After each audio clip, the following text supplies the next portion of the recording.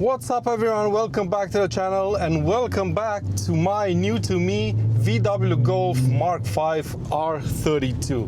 And as you've seen in my previous video, I just showed you around the car, shown you its problems and told you about my future plans with the car. Well, today is the first step towards the long-term goal of making this car pristine condition. And in today's video we're gonna tackle the interior and fix everything that's wrong with it. Now, if you don't remember, the main issues were the headliner that was sagging, then this whole center console part over here with broken or missing clips, broken trim elements over here surrounding trims of the climate control. I also wanted to get rid of this infotainment system because it doesn't really work, doesn't allow me to connect to it properly and so on. And also, of course, there's gonna be a few upgrades here and there. So without further ado, let's just get started into this. The first thing we're gonna tackle is the headliner, and I'm now on my way back home from Portsmouth, where a very talented individual retrims the headliners for various cars in Alcantara. And just have a look at how this headliner looks right now as opposed to previously. I think this is pretty good, and because of the great job that he did, I'm very convinced of doing these pillars over here, and the ones in the middle and the ones in the back.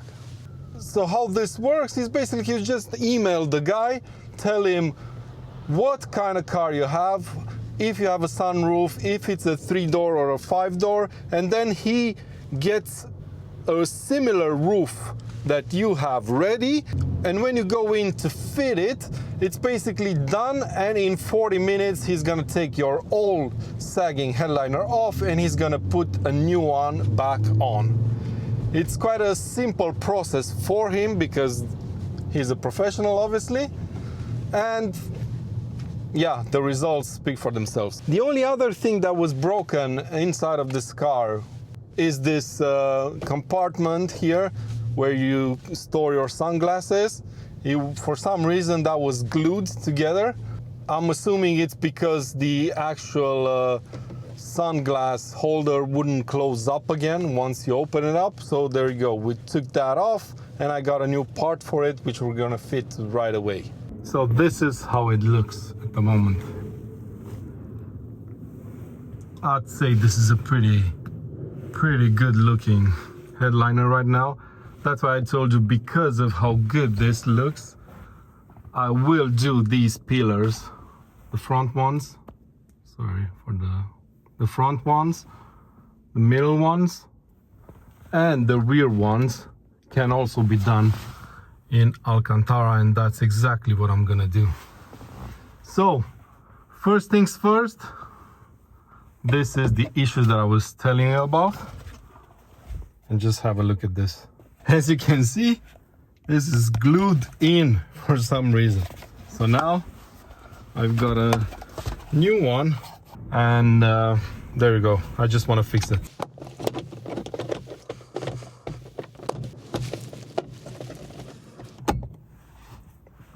I think it makes a bit of a difference, especially if you look at the details. So I'm pretty happy with that. Easy job, but that's how you gain confidence for the tougher jobs that are gonna come next. But before we move on to that, let's tackle another easy job. Steering wheel. And this is what's gonna replace this one.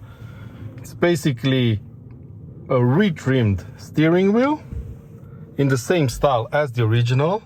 So perforated leather on the sides and soft leather in between, basically. And the only thing that's different is the stitching, which is blue, matching the R32 theme, of course, and these dials at night. Now let's unplug the battery and start removing this old steering wheel and replacing it with the new one. Now, even though this is a Mark 5 Golf and you'd expect the battery to be up front, it's not. It's here in the back. I'll let you guys guess why. So we just have to move this stuff out of the way. Easier said than done with one arm. And this is the negative port of the battery, because the actual battery is located underneath here.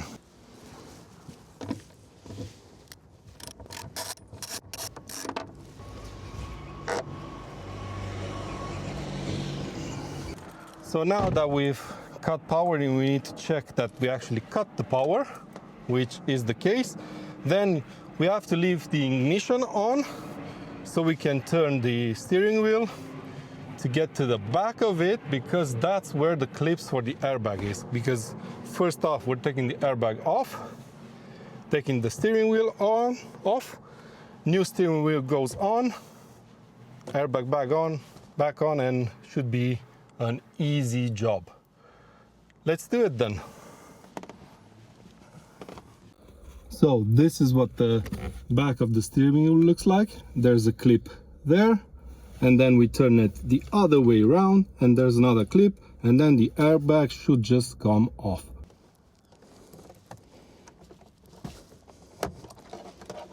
Done. This is the first part. We're turning the steering wheel the other way. There's another hole here. Undo the clip there. And the airbag is off. I will unclip it from here. Easy peasy. And straighten the wheel. So this is how it looks right now. We need to take this bolt off, which we're gonna use an M12 socket to do that.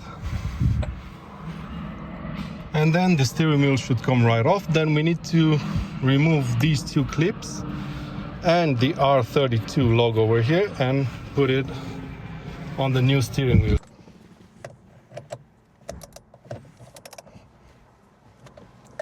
We don't need to be too concerned about the steering wheel being straight, because as you can see, there's those two markings over there, and the new steering wheel also has that, so we should be fine. Let's take these two ornaments out.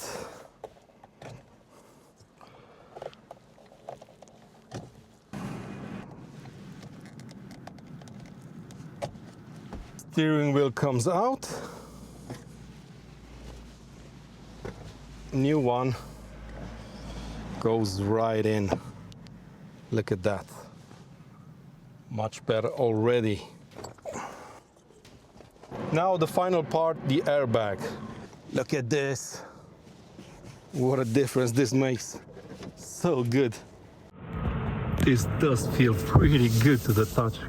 Nice quality leather, look at this. I love this. Yeah. New steering wheel. Now let's tackle this mess over here. Let me show you how I'm gonna tackle this. Those clips, unfortunately, that have been broken from the top air vents, these ones, unfortunately these cannot be put back together like I hoped they would. So I've bought an entire new unit from China, believe it or not, because I simply could not find one, not even second-hand used part in the UK. Now obviously it's not an original part, but I don't think we'll have issues with that, because yeah, it looks pretty much the same. Then we have this trim that I bought, so I'm gonna replace this one as well. And another thing is a new infotainment system, because like I said, this one, I don't know how it works. It doesn't look very well, and I wanted a mix of old school with the new school. So this is what I went for.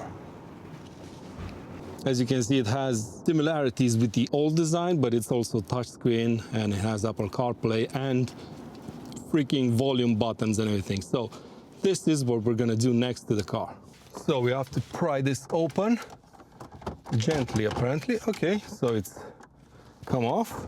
Now this is a part that we need to be careful with it. We need to unplug this. I think this is like a temperature sensor or something. What is it? Solar sensor apparently. So yeah, this is definitely reusable, so we're gonna leave it here. Just have a look at this. Who thought this was a good idea? Unbelievable. No, this doesn't have a T20, which is interesting. It should have.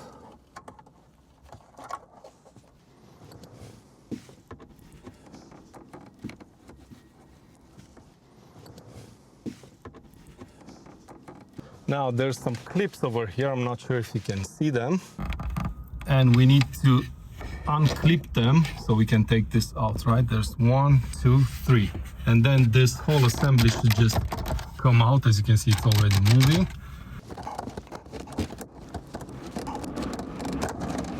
Yes. And now I think it is out. Oh, there it is. Look at that. Right. Okay, so the hazards just came out. It's kind of stuck with this, which is good. There's a few wires here that I need to be careful with. And I think now we just need to remove the old infotainment. And first thing on the list is the trim that's broken. Let's see if it's still a T20. Yep.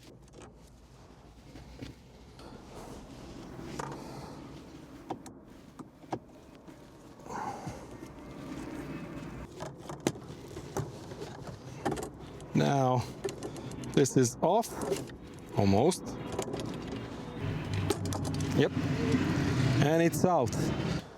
Now, T20s? T20s, that's good. Now, let's see if this comes out. It does, with all the 4,400,000. Look at this cable mash up here. And this one is off the car. Should we do the infotainment system? I think this is pretty straightforward, isn't it? So now we have all the cables in the back of this.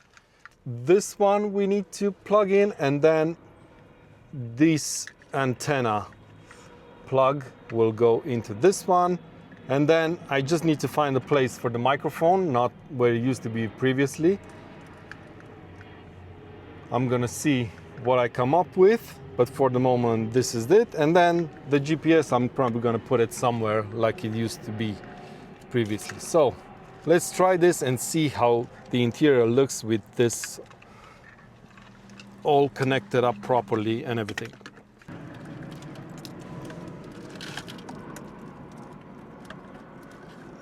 And now we just need to put this back in.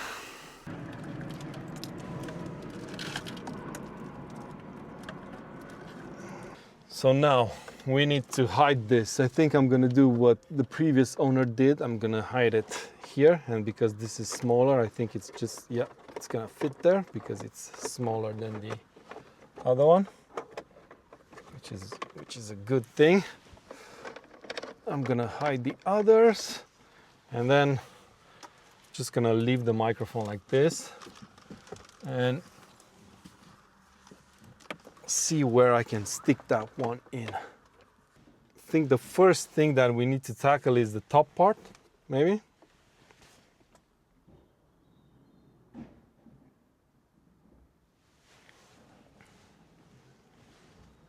So you're not gonna believe this, but you probably are gonna believe this, but the Chinese part, this one, is shit quality, basically. I've hit an issue with it because the airbag thingy, let me show you. This one, the hazards light, just doesn't fit here, like at all. Look at this. Look at this for a fitment.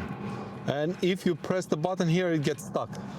So basically what I did is I tore this apart and made one functioning air vent trim, whatever you want to call it here, out of 2. So basically from the Chinese version I took these and placed them into my original one. It took me an hour or so, but I kind of managed to make one good version out of 2 bad ones. So yeah. So hazard lights in my OEM part, you can just see it just fits. The airbag is here, and I'm gonna place this on top of this one, and we should be ready to go. The Chinese vents are in my original part, so yeah, at least I made it work. Now let's fit it back and try and get this part done. As you can see, it's raining in the car because yeah, the battery has been disconnected and I've lowered the windows. Okay, finally we can reassemble this, if I can remember how to do it.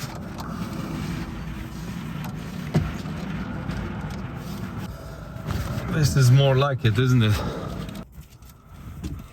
Yeah, I think this needs... I'm such an idiot. Of course this needs to go in first. I knew that. Yeah, I definitely knew that. And only after that we're gonna put the top vent on. I think this is pretty good. It doesn't fit correctly here 100%. I know why, but it's too late to fix it now.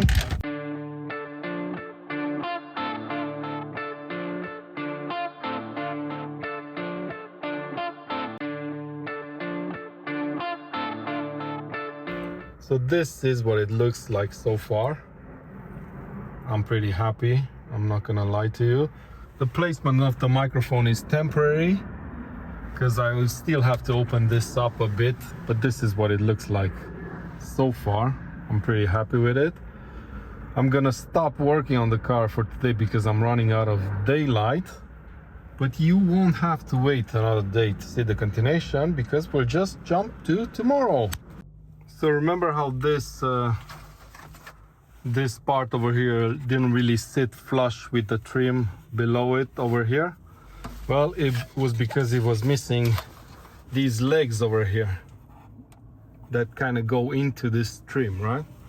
So what I did is basically I took the Chinese version. What I did is I cut this over here. I cut both of them and then I super glued them onto this.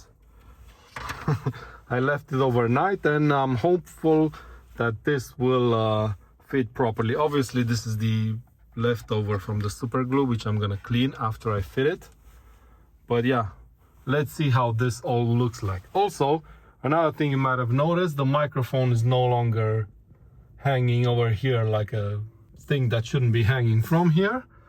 What I did is I basically routed it underneath or behind the steering wheel column, and then I took it out here where the fuse box is. This, you can remove this, and then I routed it all the way up here. Is this like a cleaner install, right? You still have it next to your mouth for when you want to pick up a call via Bluetooth, and yeah, it's much cleaner install. Let's finish this part up over here and then I'll give you an update. So phase 1 of the restoration is done. I gave the car a quick wash, fitted some new tires, much needed new tires to it. Let me show you. So I decided to go with Kumho's, the Extra Sport PS72, the S variant. So this is a sportier variant of the PS72 tire, and I've only heard good things about it. And because this is gonna be, like I said, a B-road blaster and more of a weekend car, I figured this would be a good choice. Now, once I gave this car its first proper wash since I got it, I started noticing a bit more paint issues, like the peeling back here. some rust starting to get towards the rear panel, as you can see, but nothing major. So yeah, I'm pretty pleased with that. But let me show you inside of the car, because this is what you want to see, kind of the finished, or at least the first part of the interior, basically fixing all of its issues. Now, from the last time you've seen this car,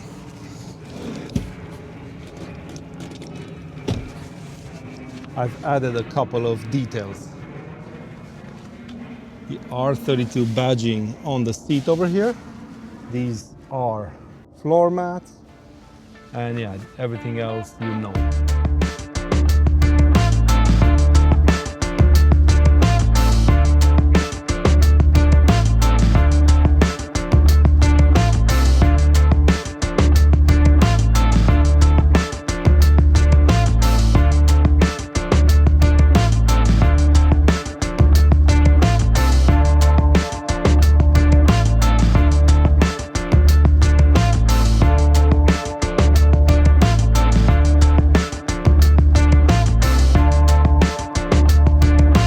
This is it. Part 1 of my restoration project of the R32 is done. The interior is in proper shape now. There's no real issues on the inside anymore. It finally looks like it should be, right? I'm very pleased with how it looks. And this radio is also very, very nice. And the fact that it has these 2 buttons is very, very good. And don't worry about the fact that this is gloss black over here, because this is gonna be changing soon for a Mark 6 Golf unit, and then it's all gonna come together on this side.